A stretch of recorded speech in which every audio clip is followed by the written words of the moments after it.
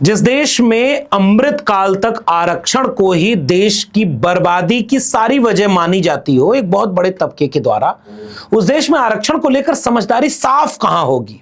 मैं supreme court के 2 फैसलों का आज जिक्र करूंगा, जिसका जिक्र करना जरूरी है।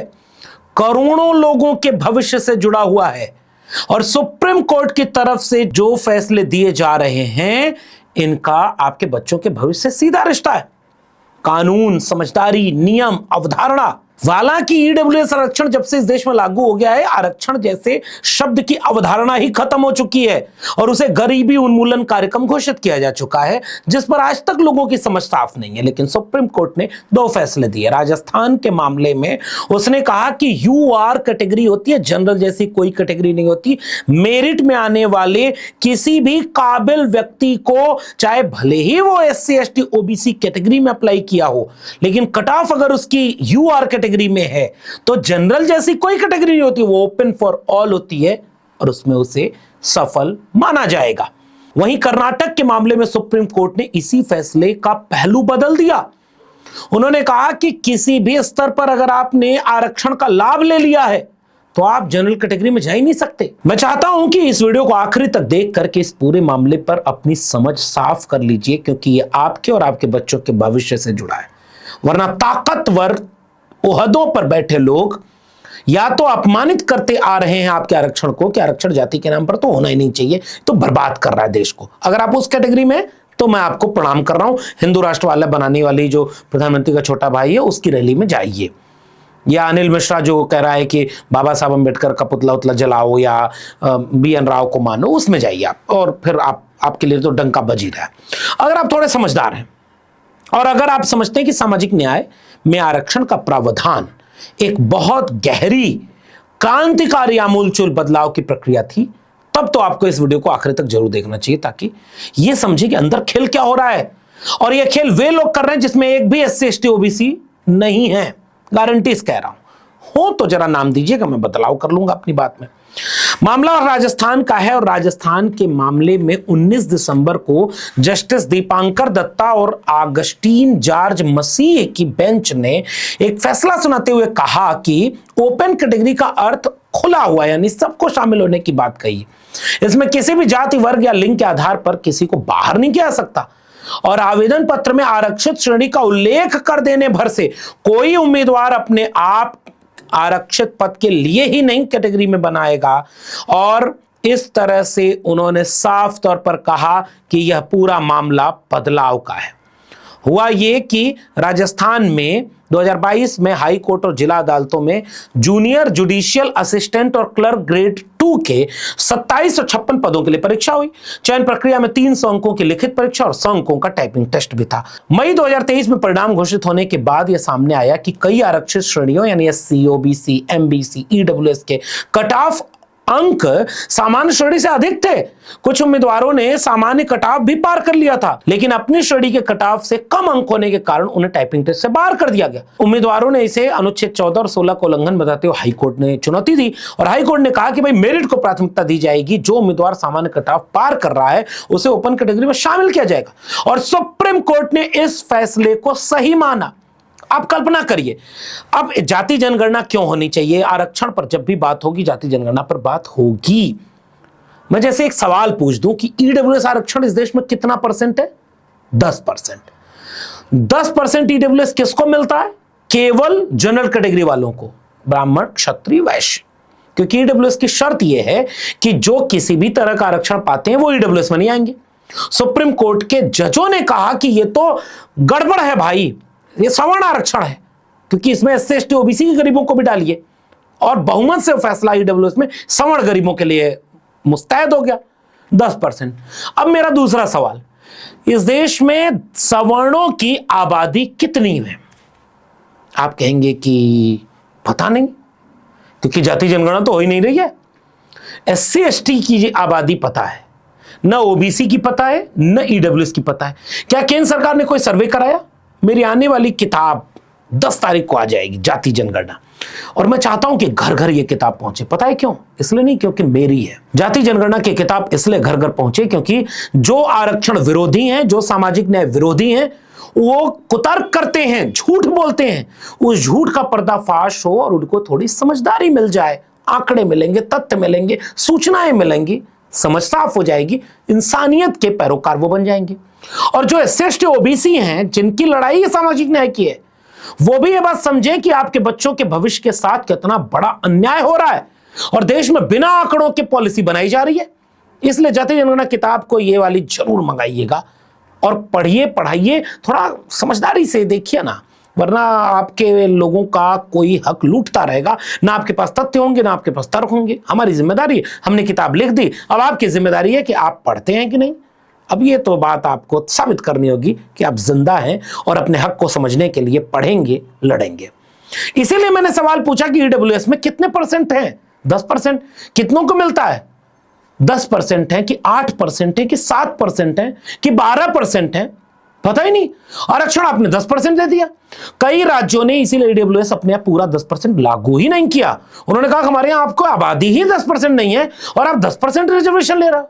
चलिए, कुल मिलाकर मैं 15%, 8% के बीच में 12% पर सहमत हो जाता हूं कि 12% इस देश में ब्राह्मण, क्षत्रिय, वैश्य वर्ण में आने वाली जातियों की आबादी है, जनसंख्या है।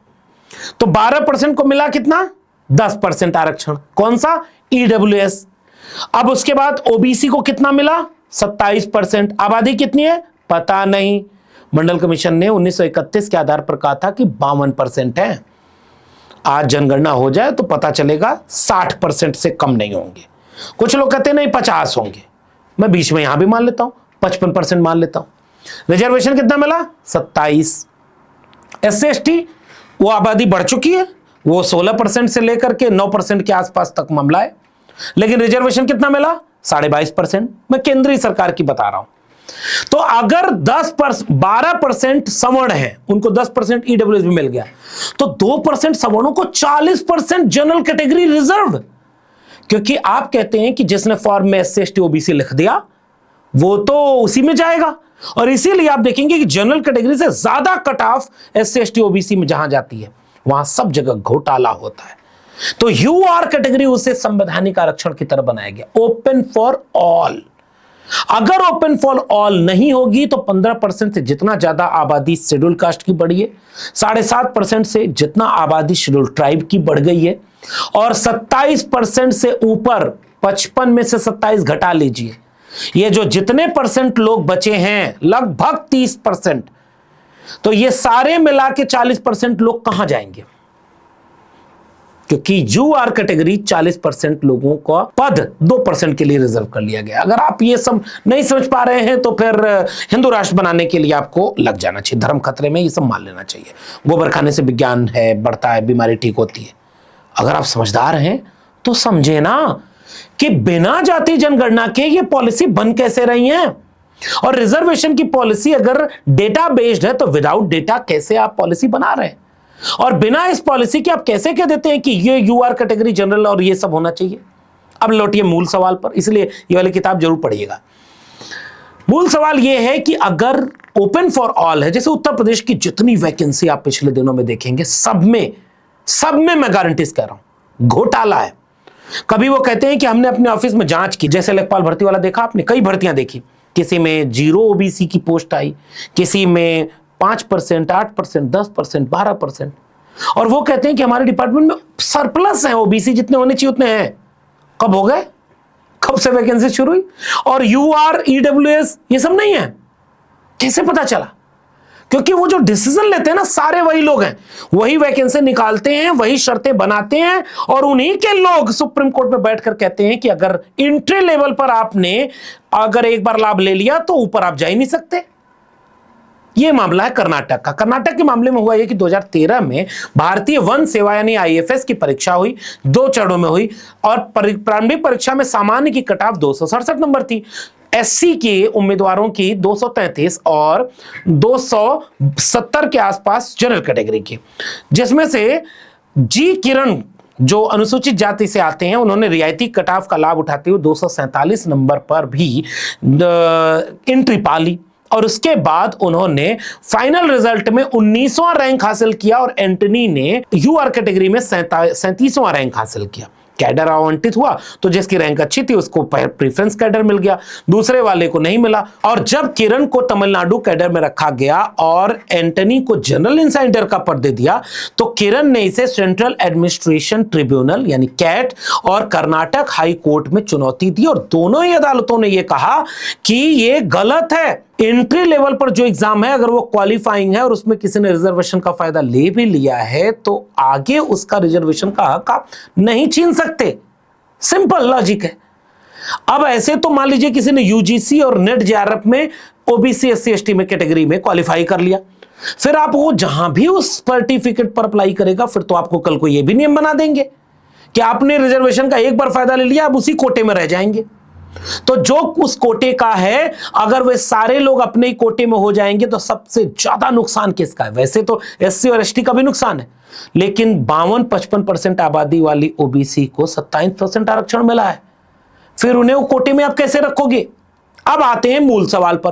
उन्होंने कहा नहीं, किसी भी लेवल पर अगर आपने रिजर्वेशन का फायदा ले लिया यानी प्री मेंस इंटरव्यू, आपने प्री में रिजर्वेशन का फायदा ले लिया तो मेंस और इंटरव्यू में आप यूआर में नहीं जा सकते।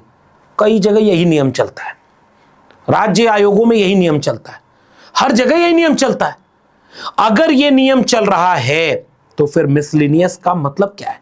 अब जैसे उत्तर प्रदेश में एक नियम और चलाते हैं वो सबकी आयु सीमा में भी अगर आपने छूट ले ली, किसी और चीज में भी आपने छूट ले ली तो आप जा ही नहीं सकते। क्या रिजर्वेशन के सारे प्रावधान इसी तरह से बनाए जाने चाहिए? वो कोर्ट इस पर टिप्पणी करते हुए कहता है कि दोनों हाथों में थाली नहीं हो सकती। अच्छा, दोनों हाथों में थाली किसके पास है? 12% आबादी, ईडब्ल्यूएस मिला 10%, उसके बाद 40% ओपन फॉर ऑल और रियलिटी में हुआ जनरल। किसके हाथों में दोनों थाली? कोर्ट के लोगों से भी तो पूछना पड़ेगा विथ ड्यू रिस्पेक्ट। मिलॉट, जरा इसको भी बताइए, what is the phenomena of merit? जाति जनगणना में मैंने इसकी भी बात की है कि एक आज नहीं पुराना तर्क है, मंडल कमीशन के समय से चला आ रहा है।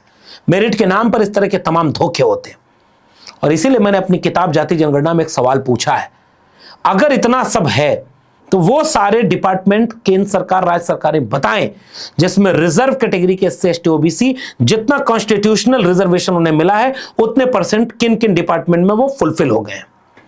प्रमोशन में रिजर्वेशन की तो बात ही नहीं कर रहे, फिर तो आप प्रमोशन रिजर्वेशन के उस लॉजिक को जिसको इंदिरा साहनी जजमेंट ने पास किया उसको तो आप खारिज कर दोगे, क्योंकि भाई रिजर्वेशन से उनको नौकरी मिली तो हर जगह वो रिजर्वेशन में ही रहेंगे, तो फिर प्रमोशन में रिजर्वेशन क्यों नहीं लागू कर देते? करेंगे, प्राइवेट सेक्टर में रिजर्वेशन करेंगे। ये सवाल बड़े मौजूद हैं और इतने बड़े सवाल हैं जिस पर कोर्ट इतना बड़ा फैसला ले लेती है। कोर्ट ने आज तक संज्ञान क्यों नहीं लिया कि यूआर की कट ऑफ से ज्यादा कट ऑफ कभी भी एससी एसटी ओबीसी की नहीं जा सकती। उत्तर प्रदेश के सैकड़ों भर्तियां ऐसी हैं, हालांकि वो रद्द हो जा रही हैं, पेपर लीक घोटाला जैसे उत्तर प्रदेश में भी असिस्टेंट प्रोफेसर की भर्ती रद्द हो गई क्योंकि सीक्वेंस के नंबर वाले सब घोटाला करके पास कर गए थे। एक तो वैसे ही नौकरियां खत्म, बर्बाद, लेकिन जो बची है उसमें इतना पेच डाल दो कि सामान्य आदमी को समझ में ही ना आए और जो धूर्त है वो डिसीजन मेकिंग के पद पर बैठ करके सारी जलेबी बनाता रहे, हर थाली में लड्डू लेकर खाता रहे और उसके बाद रिजर्वेशन वालों को अपमानित करने के लिए कहे दोनों हाथ में थाली चाहिए। बाकी समझदार एससी एसटी ओबीसी को इतना ही मैं समझा पाऊंगा, इससे ज्यादा क्या क्या किया जाए कि आपको समझ में आएगा। धर्म खतरे में नहीं, आपके बच्चों का भविष्य खतरे में है, संवैधानिक आरक्षण खतरे में है, इसलिए इसको समझिए और बचाइए अपने बच्चों के भविष्य को। अगर कोर्ट में भी कोई ऐसा फैसला होता है तो समझिए, पढ़िए, जानिए कि मनवाद कहां कहां हावी है, वरना सोई हुई कौम को तो जगाया जा सकता है, जो सोने का नाटक करे उसे कभी नहीं जगाया जा सकता। फिलहाल इतना ही। अगर वीडियो जरूरी लगे तो लोगों तक शेयर करिएगा, पसंद आई हो तो चैनल को सब्सक्राइब और शेयर करना मत भूलिएगा। बेल आइकॉन यानी घंटी का बटन दबाएंगे तो अगले वीडियो की सूचना मिलेगी, जो ऐसे ही कोई जरूरी वीडियो होगी। ज्वाइन करेंगे तो हमें ताकत और हिम्मत मिलेगी कि अपना काम हम और बुलंदी से करते चलें। अगर आप इस वीडियो को ट्विटर यानी एक्स या फेसबुक पर देख रहे हैं तो डॉक्टर लक्ष्मण यादव को फॉलो करना मत भूलिएगा। फिर मिलेंगे, तब तक के लिए बहुत बहुत धन्यवाद।